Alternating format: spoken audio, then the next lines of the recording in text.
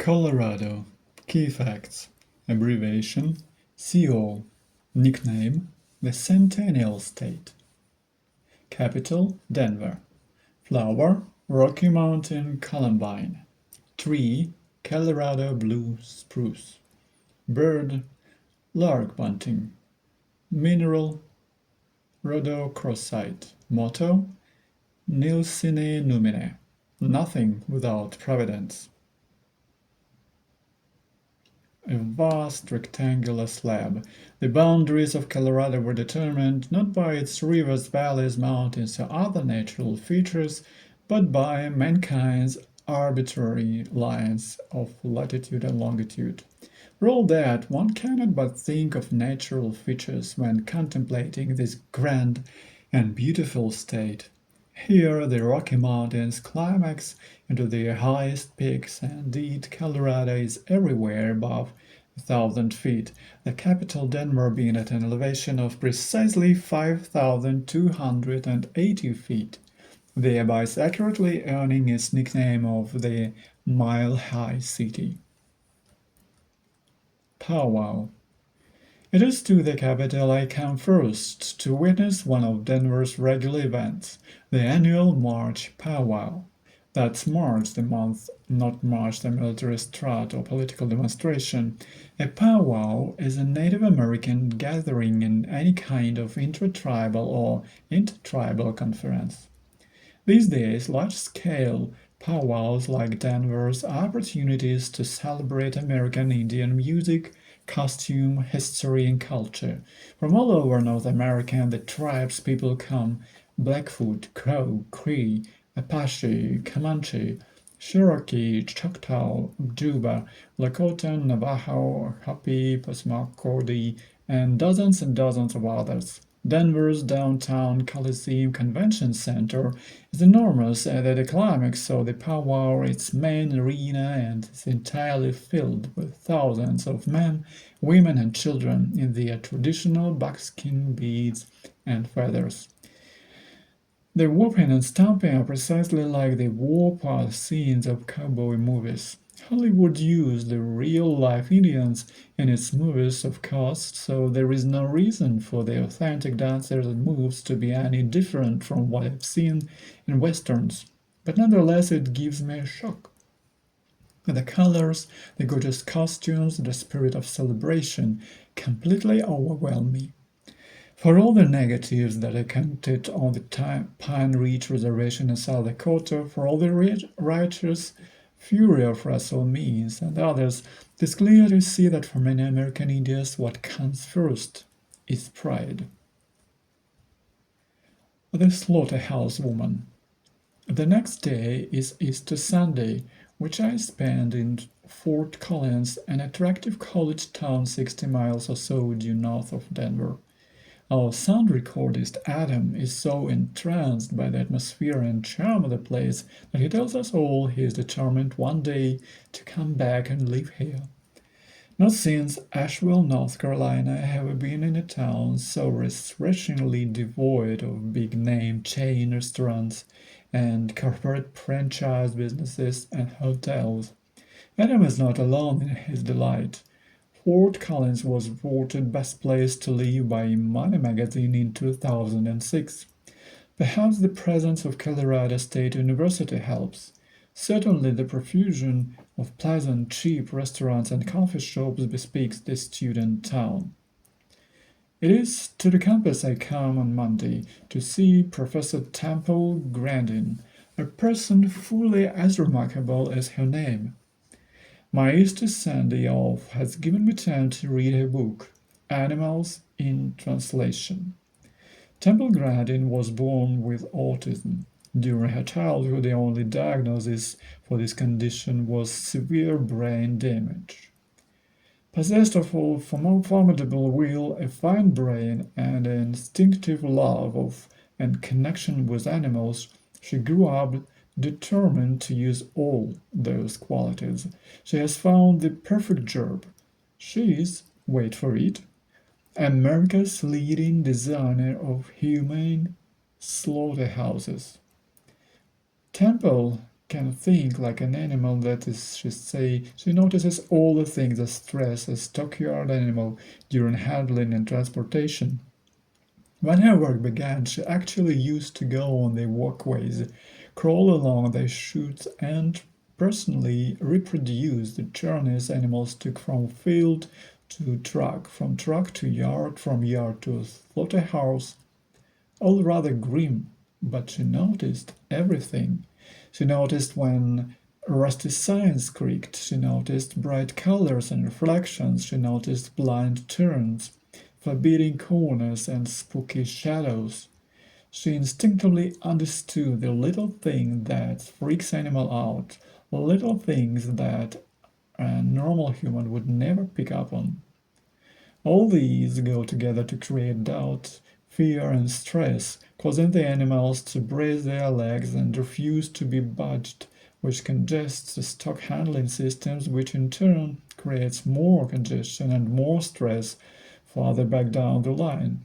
Out come the electric cattle prods, the cattlemen zap and yell, furthering decreasing the stress and further slowing down the system. Everyone's day becomes increasingly hard and slow and strained. The profits go down. Stress hormones prior to slaughter markedly reduce the quality of the meat, and no one is happy.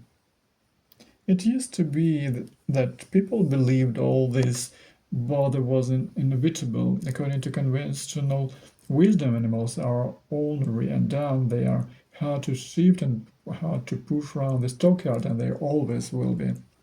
Temple visited dozens and then hundreds of farms, ranches, and slaughterhouses, and was able to redesign systems and teach basic interpretative skills to the ranch hands and workers. The results were remarkable, and Grandin is now numero uno in all of America when it comes to designing slaughterhouses, chutes, pens, walkways, and the like. She also lectures regularly to veterinary students at Colorado State University. Quite an achievement for one labeled as retarded, brain damaged, and unable to function in the world. You may think that a person who loves animals would want nothing to do with systems designed for slaughtering them, but Temple is far from fluffy bunny in her attitude to animals. Indeed, the whole point of her approach is to recognize how unlike us animals are. Their ideas of discomfort, unease, and discontent are very different from ours. It is clear that her apprehension of what spooks, stresses, and alarms an animal is extremely accurate. I wonder, however, if someone will come close one day to understanding what thrills, delights, and pleases an animal. Do they respond to beauty in nature, for example? Can they detect, appreciate, and value the difference between the dull urban sprawl and a mighty mountain landscape? Aspen. I defy any human not to be astounded and enchanted by a drive like one I now take from Fort Collins to Aspen. As we climb the switchbacks that girdle the Rockies, it is easy to see why this region has become so desirable a winter destination and why resorts like Whale, Beaver Creek, and Aspen have become so exclusive and so shatteringly expensive. Aspen, the best known town in this string of ski resorts, is about 7,890 feet above sea level, almost exactly a mile and a half. High enough for me to huff, puff, and gasp, and be glad that I gave up smoking a year ago. Aspen is the Dubai of the North if it comes to glitz residents, for many of whom Aspen will be the seat of their third or fourth residence. A little $8 or $9 million chalet, nothing fancy. They tell me the skiing is first rate, absolutely first rate. Stevens don't ski, however, so this news is of little more than passing interest to me. I do like alpine resorts, though. I enjoy the fresh air, the dazzling whiteness, and the umbrageous rosy-cheeked cheerfulness of the adults and children. I have been on several skiing holidays there. I have been content to get myself a ski pass and be transported every morning to the highest cafe where I will sit writing letters, reading, and spitting hot chocolate with rum and in it while we freezing whiz down the slopes. We meet for the lunch and the whole thing is repeated in the afternoon. This morning in Aspen I ascend the mountain with us another 3,000 feet or so to the elevation and also increases my restless dizziness.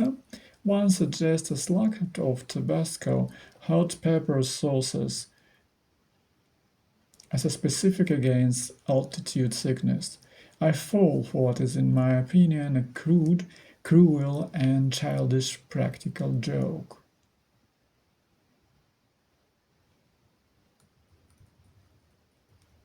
At the very top of the mountain, I find a place which serves hot chocolate with a tot of rum, just the way I like it, the Aspen Mountain Club. Annual subscription fees $175,000. Yes, I know alcohol is the last thing one should have 2 miles above sea level, but fortunately my body doesn't. I sip gently, taking away the taste of Tabasco and building up the strength to venture out onto the slopes. I'm to join the resort's ski patrol as they go about their duties and their training. The members of the patrol are what passes for cool dudes today. In other words, they are skinny and sexless and skimpily bearded. They're entirely charming, however, and with great patience they drag me over the snow, pulling me on the sled until we reach an area where they are to set off a bomb. The idea is to prevent avalanches by starting small, controlled ones. A klaxon sounds, and we watch from a safe distance as a puff of snow blossoms out from the mountainside, and 5 seconds later, the sound of the explosion reaches our ears. No actual avalanche is precipitated by this detonation, which is apparently a good thing. I am most disappointed, however, I wanted a real show. The next thing to do is to find some children to bury. This is easily done. A bunch of pert, intelligent, and fabulously self-confident children bump into us and inquire about the cameras and sound equipment, and hey, wasn't I in that film V for Vendetta? I was, as it happens, yes, I tell them. Perhaps you would like to be in this film. Sure, what's the fee? Their father is a show business agent in New York City. Once the negotiations have been agreed, which is to say, once I have appealed to the children's better nature and persuaded them to perform for free, two of the boys are taken off to be buried in the snow, while I distract a sheepdog. The idea is that the dog will sniff around the snow, find out where the kids are buried, and lure the patrol with a peal of frenzied barking. It would be cheating if the dog actually saw them get into their hiding place, so I do my best to take its mind off the task ahead with cheerful prattle about sheepdogs I have known in Scotland. When all is ready, the dog is released, and finds the children their secret cache instantly, barking with joy and at its own cleverness. Personally, I suspected of peeping out of the corner of its eyes while we were talking. We dig the children out and move on to the next job, pest maintenance. Aspen's famous slope are kept in their perfect condition by a fleet of specialized vehicles. Will comb, roll teeth, smooth, and generally perfect the surface of the snow. Every night, for hours and hours and hours, the drivers of these snow cats groom the mountainside so that the rich and their children might slide happily down the mountainsides the following day.